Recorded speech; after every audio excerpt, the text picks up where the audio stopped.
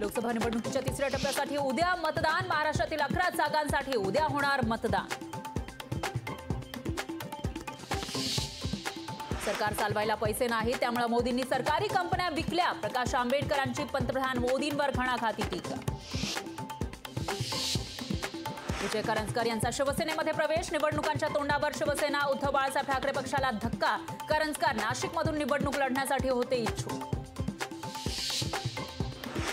मोदींना मत दिलं तर पाकिस्तानात जल्लोष होईल। मोदींच्या पराभवाचा संपूर्ण भारत जल्लोष करेल। ठाण्याच्या सभेत उद्धव ठाकरेंची टीका।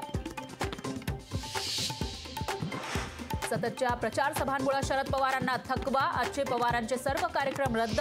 पवार घरीच आराम करणार।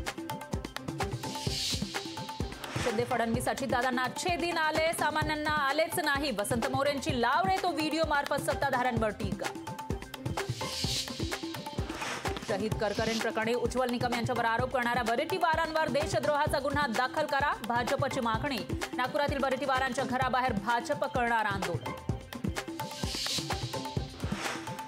नवी मुंबईच्या नाराज भाजप पदाधिकाऱ्यांची समजूत काढण्यासाठी फडणवीस नवी मुंबईत जाणार। गणेश नाईकांशी करणार चर्चा। लोकशाही मराठी ऐका, पहा, जागरूक रहा।